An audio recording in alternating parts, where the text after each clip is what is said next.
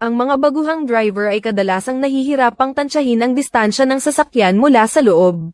Kailangan mo lamang tandaan ito. Tingnan ang taas at pagkakatapat ng unahan ng sasakyan. Makakatulong ito upang mabilis mong mapahusay ang iyong pakiramdam sa pagmamaneho. At maiwasan ang pagkakasagi ng unahang bahagi ng sasakyan. Kapag tayo ay nagmamaneho mula sa loob ng sasakyan, may harang na dulot ng makina at hood sa harapan. Dahil dito ay nagiging mas malaki ang blind spot sa unahan, lalo na para sa mga baguhang driver kapag lumiliko. Ang unahang bahagi ng sasakyan ang madalas na sumasagi sa mga bagay.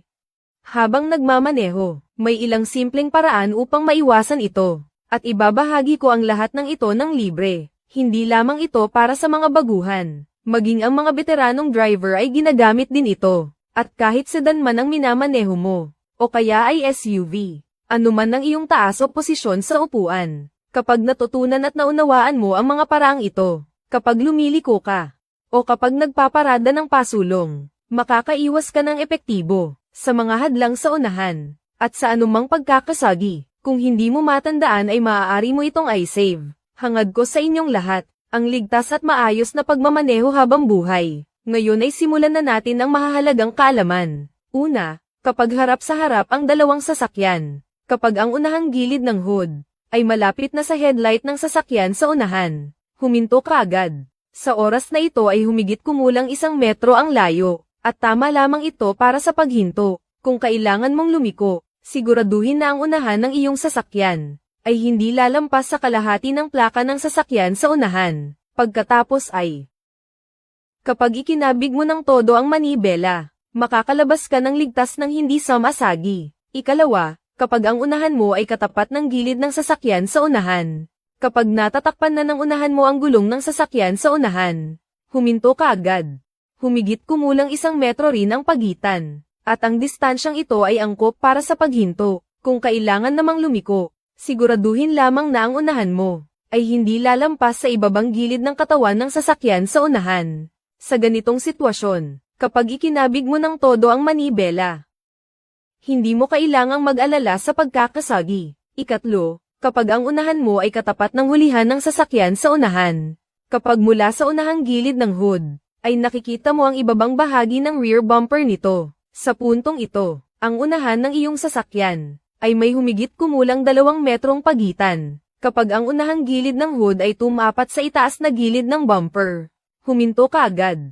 Dahil halos 1 metro na lamang ang pagitan. At tama lamang ito para sa paghinto. Kapag lalabas mula sa parking slot, iatras muna ng bahagya ang sasakyan, hanggang makita mo ang gitnang bahagi pababa ng bumper ng sasakyan sa unahan.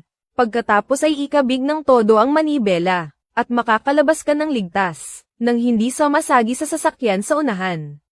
Ika-4, kung may hadlang sa harapan, gamitin ang ibabang bahagi ng hadlang bilang gabay at itapat sa unahan ng sasakyan. Sa puntong ito, mga 3 metro pa ang layo, kung kailangan mong lumiko. Ikabig ng todo ang manibela, at ligtas kang makakaliko. Nang hindi sumasagi, kung bangkita naman ang nasa unahan, maaari ring gamitin ang parehong paraan. Ikabig lamang ng todo, at ligtas kang makakaliko sa isang galaw. Nang hindi sumasagi ang unahan sa bangkita. Ika-5, kapag hihinto sa pulang ilaw, ay patapat lamang ang unahan ng sasakyan sa guhit ng pedestrian lane bago huminto. Tamang-tama ito upang bigyang daan ang mga naglalakad, at hindi nito haharanggan ang kanilang pagdaan. Kung nakapila naman sa trapiko, siguraduhin na ang unahan ng iyong sasakyan ay hindi lalampas sa kalahati ng gitnang bahagi ng bumper ng sasakyan sa unahan.